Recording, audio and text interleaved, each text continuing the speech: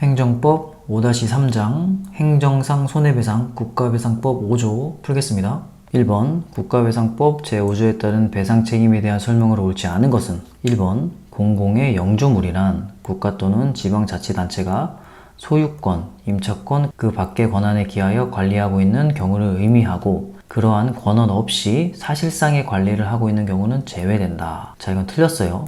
왜냐하면 영주물이란 국가나 지방자치단체가 소유권을 가지고 관리하는 경우를 의미하고 그리고 또 권한 없이 사실상의 관리를 하고 있는 경우도 포함된다. 자, 그럼 권한 없이는 뭐냐?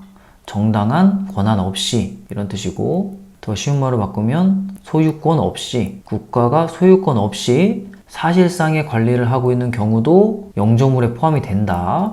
그래서 얘는 틀렸다.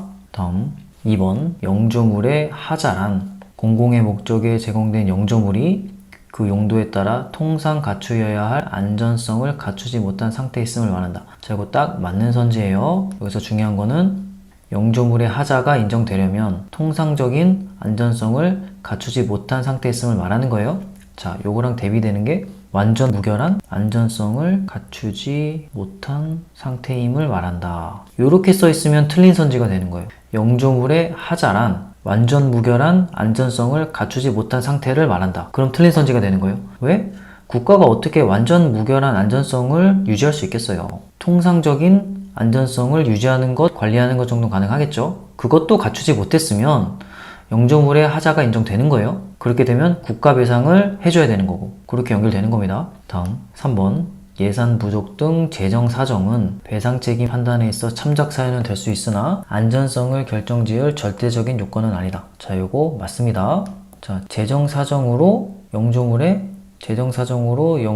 관리를 잘 못했어요. 그래서 안전성을 갖추지 못하게 됐고 그래서 시민이 피해를 입었단 말이에요. 자, 그럼 이 시민은 국가배상을 청구하겠죠. 자, 이럴 때 재정사정은 안전성을 결정지을 절대적 요건은 아니다. 재정사정으로 영주물 관리를 잘 못했다. 이게 인정이 안 된다는 거예요. 재정사정이 어쨌든 통상적인 안전성은 갖춰야 되는 겁니다. 그래서 얘는 맞는 선지고 다음 4번 소음 등을 포함한 공해 등의 위험지역으로 이주하여 거주하는 것이 피해자가 위험의 존재를 인식하고 그로 인한 피해를 용인하면서 접근한 것이라고 볼 수 있는 경우에 가해자의 면책이 인정될 수 있다. 어떤 면책? 손해배상의 면책이 인정될 수 있다는 거예요. 맞아요.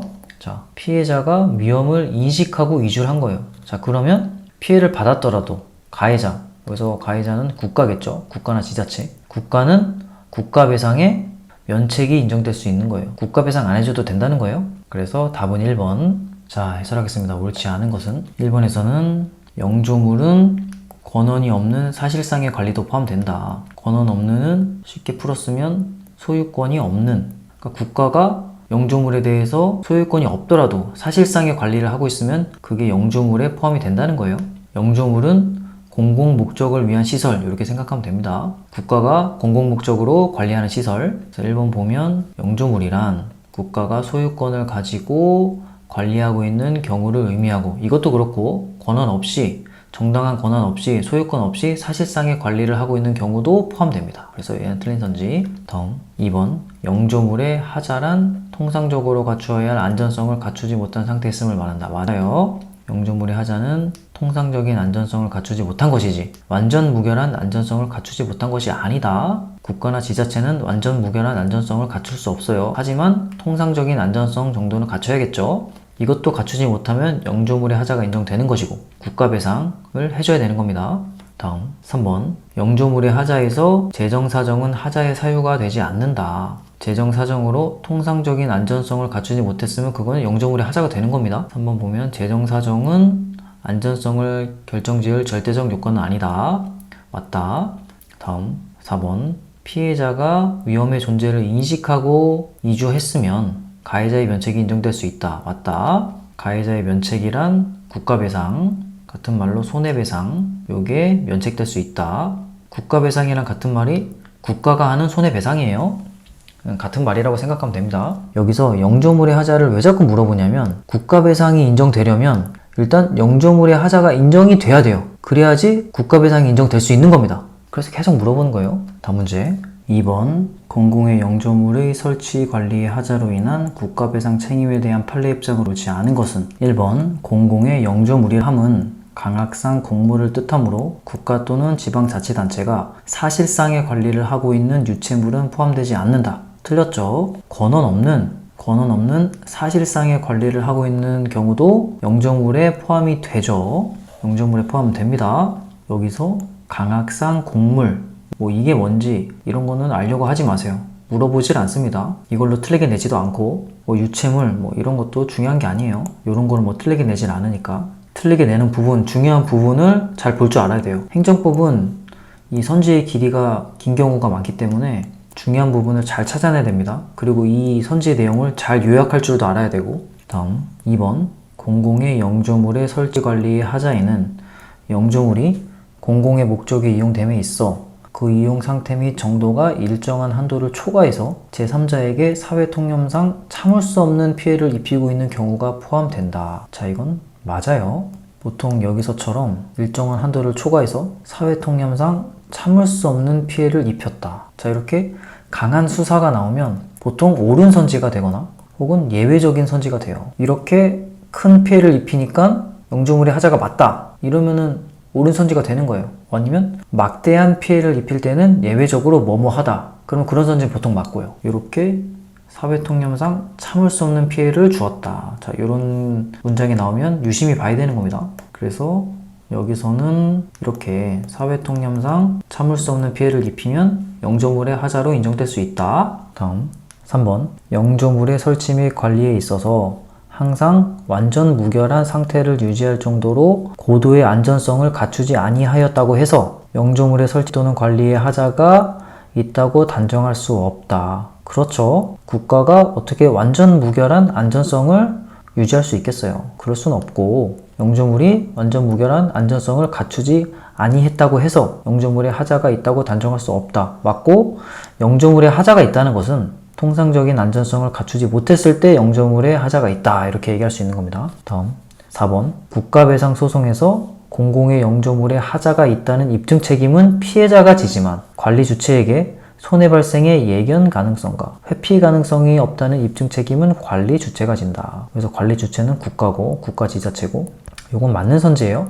이런 건 외워야 되는데 영조물의 하자가 있다는 입증 책임은 피해자가 집니다. 피해자가 하자가 있다는 걸 입증하고 만약에 하자가 입증이 되면 이 관리 주체, 국가는 이 손해 발생은 내가 잘 관리를 했더라도 예견할 수 없었고 회피할 수 없었다. 그러니까 막을 수 없었다. 불가항력이었다라는 것을 입증하면 손해배상 안 해줘도 되는 겁니다. 자, 이렇게 되는 거예요. 그래서 선지는 맞는 선지고 답은 1번.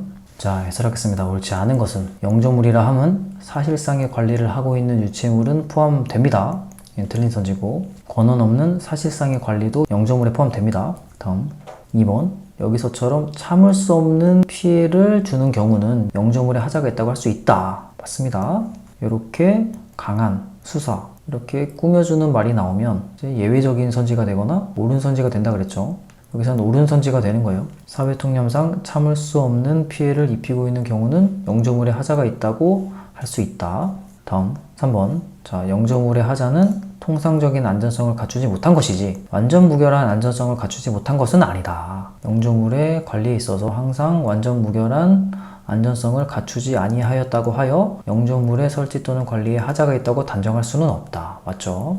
다음 4번 국가배상 입증 책임은 일단 피해자가 영조물의 하자가 있다는 것을 입증해야 돼요. 만약에 입증을 했으면 이제 관리자, 국가지자체는 이 손해 발생은 불가항력이었다. 그게 4번 선지죠. 영조물의 하자가 있다는 입증 책임은 피해자가 지지만 손해 발생의 예견 가능성과 회피 가능성이 없다는 입증은 관리 주체가 진다. 국가가 진다. 손해 발생은 예견할 수 없었고 회피할 수 없었다. 그러니까 불가항력이었다. 막을 수 없었다. 요거를 입증하면 이제 국가 배상 안 해줘도 되는 거예요. 혹은 손해 방지에 주의를 다했다. 물론 영조물의 하자가 있지만 나는 이 손해를 방지하기 위해서 신경을 많이 쓰고 관심을 기울였다. 자, 요것을 입증하면 또 국가 배상 안 하는 거고 입증을 못하면 국가 배상 해야겠죠. 자, 다음 문제 3번 영조물의 설치 관리상 하자 책임에 대한 설명을 옳지 않은 것은 1번 일반 공중이 사용하는 공공용물 외에 행정 주체가 직접 사용하는 공용물이나 하천과 같은 자연 공물도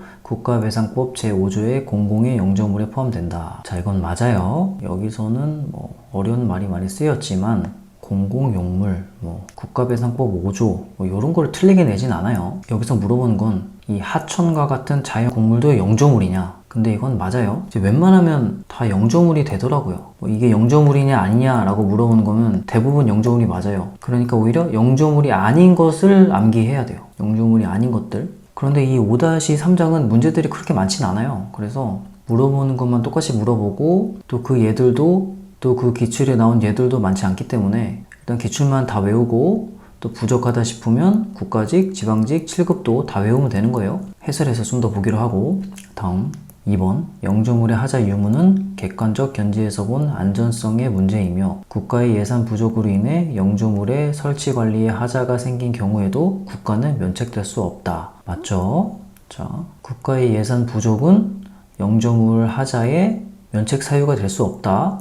면책 사유가 될 수 없다 그랬죠? 그래서 국가는 면책될 수 없다 했으니까 맞는 거예요. 다음 3번 고속도로의 관리상 하자가 인정되더라도 고속도로의 관리상 하자를 판단할 때 고속도로의 점유 관리자가 손해 방지에 필요한 주의 의무를 해태하였다는 주장 입증 책임은 피해자에게 있다. 자, 이거 아니에요. 자, 피해자는 영조물에 하자가 있다는 것만 입증하면 돼요. 그러면 피해자가 할 일은 끝났고 그 다음에 관리자, 국가는 첫 번째로 할 수 있는 게 손해 발생이 불가항력이었다. 혹은 두 번째로 국가는 주의 의무를 다했다. 국가가 신경을 쓰고 관심을 가지고 손해 발생 방지에 최선을 다했다. 이것을 입증하면 되는 거예요. 그러면 국가 배상 안 해줘도 되는 거예요. 근데 여기서 뭐라 그랬어요? 점유 관리자가 손해 방지에 필요한 주의 의무를 해태하였다는, 요거는 뭐 게을리하다 이렇게 해석하면 돼요. 그러니까 피해자가 점유 관리자, 국가가 손해 방지에 필요한 주의 의무를 게을리하였다는 것을 입증해야 된다. 그렇지 않다는 거예요. 주의 의무를 다했다.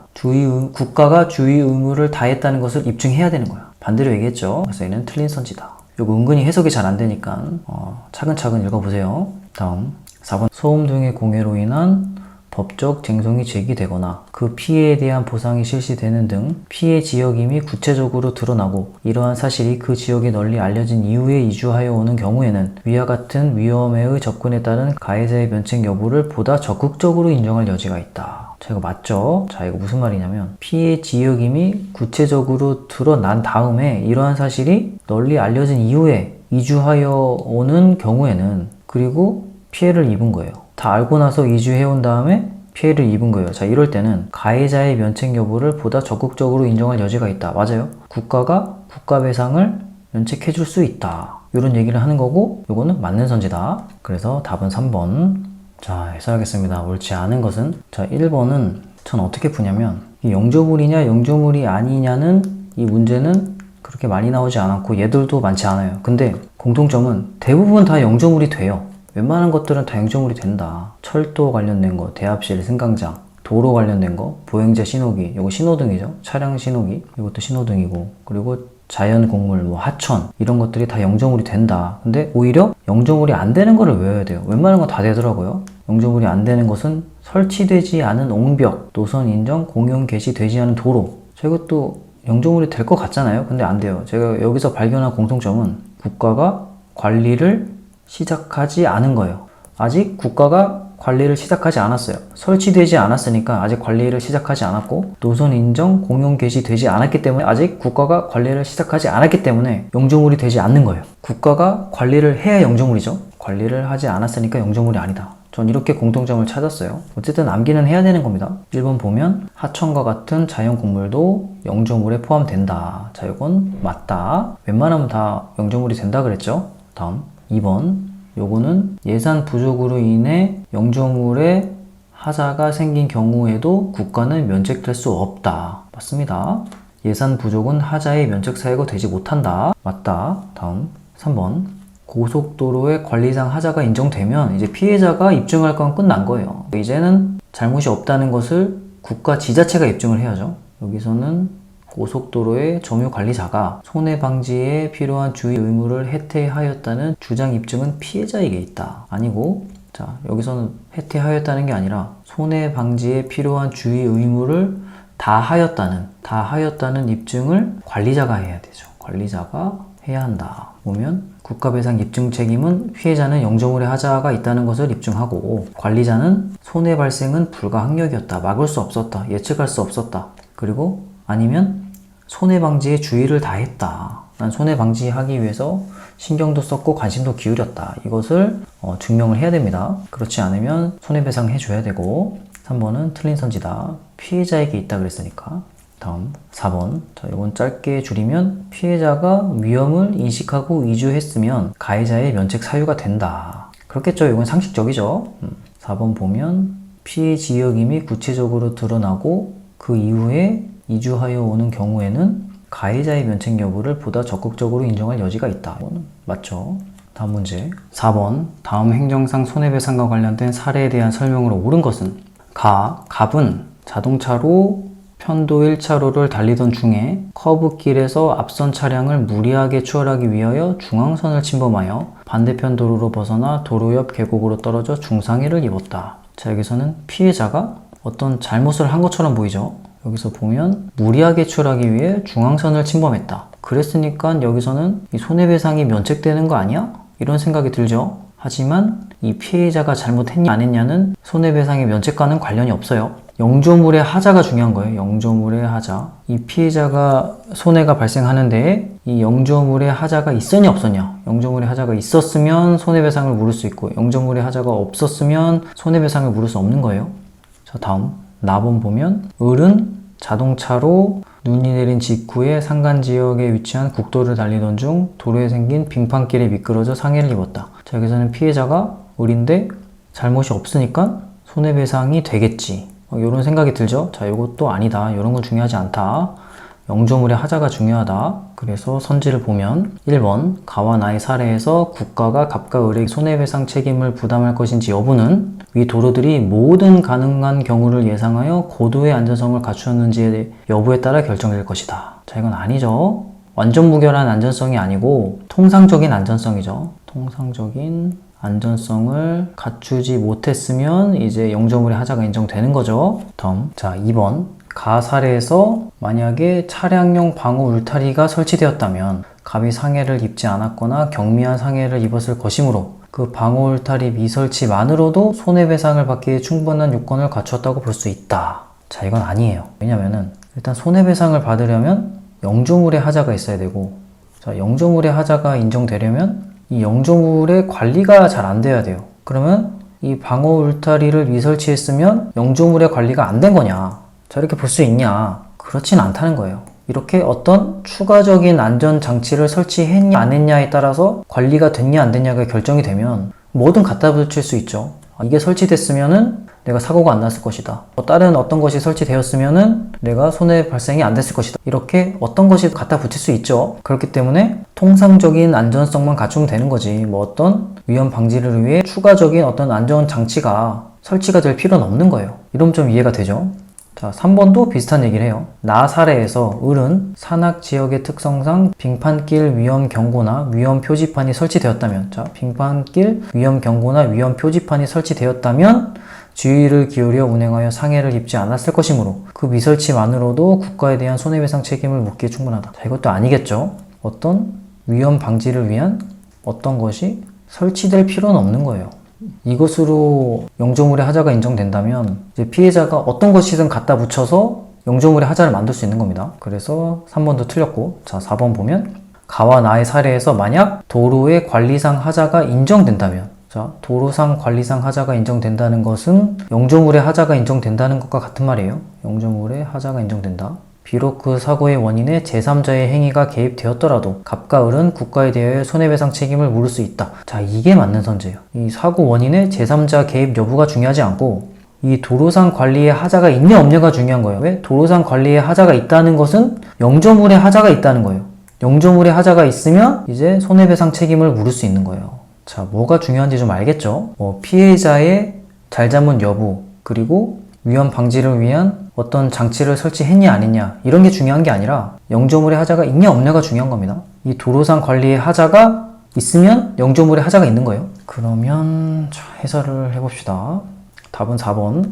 자, 해설하겠습니다. 옳은 것은, 자, 가나번은 설명하진 않을게요. 여기서 보면 모든 가능한 경우를 예상해 고도의 안전성을 갖추었는지 여부에 따라 결정되는 게 아니죠. 통상적인 안전성을 갖췄냐 못 갖췄냐가 중요한 거지. 완전 무결한 안전성을 갖췄냐 못 갖췄냐가 아니에요. 그 얘기 1번에서 하고 있고, 다음. 자, 2번은 영조물의 하자는 관리상 하자의 인정이 중요한 거예요.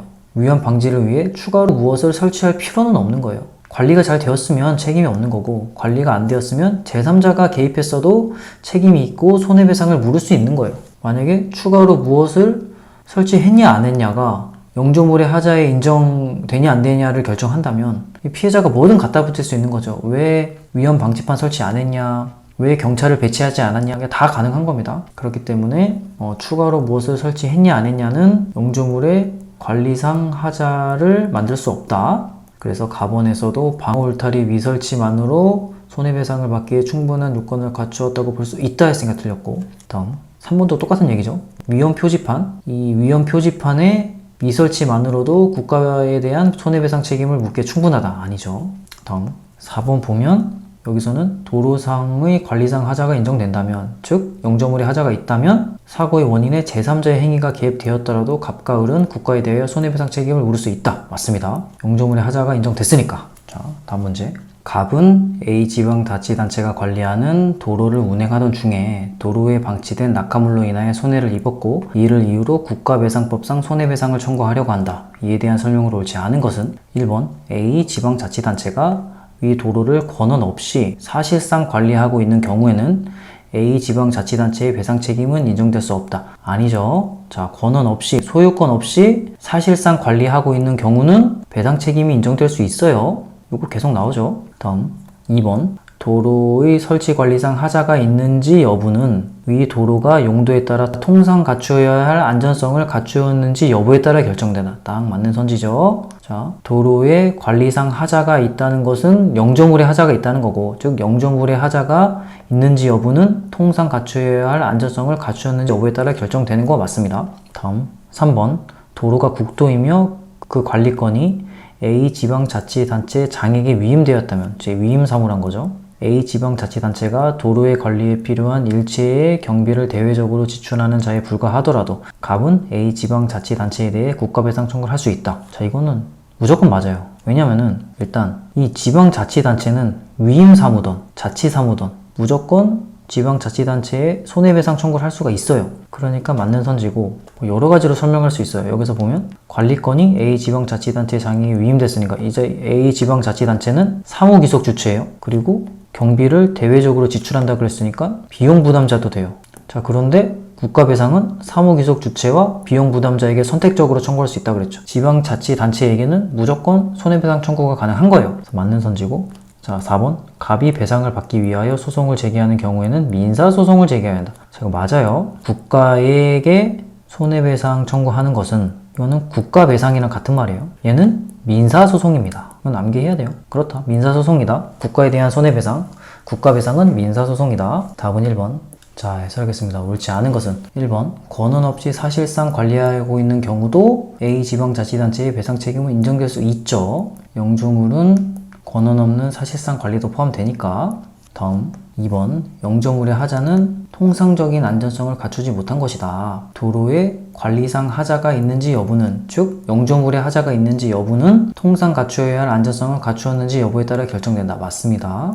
3번 여기서는 위임사무에 대한 얘기죠. 자, 기관 위임사무는 국가가 지자체에 경비를 교부해주는 거죠. 하지만 지자체는 비용 부담도 해요. 왜냐면은 도로의 관리에 필요한 일체의 경비를 대외적으로 지출하는 자잖아요. 물론 국가에게 돈은 받지만 지자체가 실질적으로 경비를 지출하니까 비용 부담자가 되고, 또 이를 위임받았으니까 사무기속 주체도 돼요. 그러니까 당연히 지자체에게는 손해배상 책임을 물을 수 있고 국가도 물을 수 있어요. 경비 일체를 부담하니까 실질적인 비용을 부담하죠. 그러니까 국가나 지자체의 손해배상을 물을 수 있다 그러면 다 맞다고 생각하면 돼요. 거의 다. 그렇다.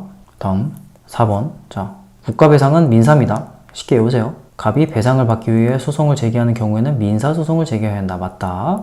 다음 문제 6번 국가배상에 대한 설명으로 옳지 않은 것은 1번 국가나 지방자치단체가 손해를 배상할 책임이 있는 경우에 공무원의 선임 감독 또는 영조물의 설치 관리를 맡은 자와 이게 사무기속 주체죠. 그리고 공무원의 봉급 급여 그 밖의 비용 또는 영조물의 설치 관리 비용을 부담하는 자. 이게 비용 부담자고, 이 사무기속지체와 비용 부담자가 동일하지 아니하면 다르면 그 비용을 부담하는 자도 손해를 배상하여야 한다. 비용 부담자도 손해를 배상해야 된다. 맞죠? 왜? 피해자는 사무기속주체와 비용 부담자 모두에게 선택적으로 손해배상을 청구할 수 있어요. 그렇기 때문에 당연히 둘 모두에게 손해배상의 책임을 물을 수 있는 거예요. 사무기속주체든 비용 부담자든. 다음 2번 국가배상 책임에 있어서 피해자가 입은 손해 사이에 상당 인과관계가 인정되는 범위 내에서만 배상 책임을 지는 것이고, 이건 상식적으로 맞다고 볼 수 있죠. 이 경우 상당 인과관계가 인정되기 위해서는 공무원에게 부과된 직무상 의무가 전적으로 또는 부수적으로 사회 구성원 개인의 안전과 이익을 보호하기 위해 설정된 것이어야 한다. 자, 이거 맞는 선제예요. 근데 여기서 중요하게 볼 것은 피해자가 입은 손해 사이에 상당 인과관계가 인정되는 범위 내에서만 배상 책임을 지는 것이고, 이것도 알아두고.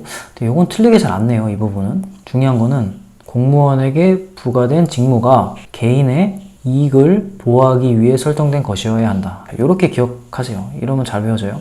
국가배상이 인정되려면 성립 조건이 있단 말이에요. 성립 요건. 첫 번째는 공무원의 고의과실. 그리고 두 번째는 공무원이 행한 직무가 개인의 이익을 보호하기 위한 목적이었어야 되는 거예요. 이 두 개가 성립해야만 국가배상을 인정할 수 있는 거예요. 국가배상이 성립하기 위한 요건인 거예요, 이게. 다음 3번 국가배상법상 공공의 영조물은 지방자치단체가 소유권, 임차권 그 밖의 권한에 기하여 관리하고 있는 경우는 포함되지만 사실상의 관리를 하고 있는 경우는 포함되지 않는다. 이거 틀렸죠? 이거 계속 나오죠? 권한 없는 사실상의 관리도 포함됩니다. 다음 4번 공무원 개인이 중과실이 있는 경우에는 불법행위로 인한 손해배상 책임을 진다고 할 것이지만, 맞죠? 공무원의 위법행위가 경과실에 기한 경우에는 공무원은 손해배상 책임을 부담하지 않는다. 맞습니다. 공무원에게 중과실이 있는 경우에만 손해배상 책임을 물을 수 있는 거예요. 답은 3번. 자, 해설하겠습니다. 옳지 않은 것은 1번. 길게 썼지만 여기서 물어보는 건 이 비용 부담자에게 손해배상 책임이 있냐. 지자체, 국가, 사무기속주체, 비용 부담자 모두에게 손해배상 책임이 있습니다. 이건 어렵게 풀 필요가 없어요. 왜냐? 국가배상법에 사무기속주체와 비용 부담자에게 선택적으로 국가배상 청구가 가능하다. 선택적이란 것은 각각에게 혹은 둘 다 모두에게 청구할 수 있다는 거예요. 위임사무, 자치사무 모두 지자체에게 배상 책임이 있고 이제 국가에게 배상 책임이 있냐? 그럼 대부분 맞아요. 다음 2번. 자, 여기서 중요한 거는 국가배상법이 성립하기 위한 요건은 공무원의 고의 과실이 있어야 하고 공무원의 직무가 개인 이익보호 목적이 있어야만 된다는 거예요. 그게 중요한 거. 여기서 보면 공무원에게 부과된 직무상 의무가 전적으로 부수적으로, 자, 이런 것까지 기억하지 말고 짧게 외워야 돼요. 어차피 이 내용이 똑같이 계속 나와요. 우리는 개인의 이익을 보호하기 위해 설정된 것이어야 한다. 아, 그러면 맞구나 하고 동그라미 치면 되는 거예요. 다음 3번 권한 없는 사실상 관리를 하는 경우도 영정물에 포함된다 그랬죠. 사실상의 관리를 하고 있는 경우는 포함되지 않는다 하니까 틀렸고. 다음 4번 공무원에게 중과실이 있는 경우만 공무원에게 손해배상 청구가 가능하고 경과실이 있는 경우는 공무원에게 손해배상 청구를 할 수 없어요. 만약에 공무원이 변제했다면 국가에게 구상권을 청구해서 돈을 받을 수 있는 거예요. 4번 보면 공무원 개인이 중과실이 있으면 손해배상 책임을 지지만 공무원에게 경과실이 있으면 손해배상 책임을 부담하지 않는다. 맞죠? 자, 다 풀어봤습니다. 사실 이 5-3장은 제가 메모 정리를 많이 안 한 부분이에요. 왜냐면 정리하기도 어렵고 풀다 보면은 쉽게 외워지더라고요. 그렇게 어렵게 내지도 않고. 그래서 이 부분은 메모를 참고를 하지만 문제를 여러 번 풀다 보면 저절로 익혀질 거예요. 여기는 그렇게 어려운 부분이 아닙니다. 자, 여기까지 하겠습니다.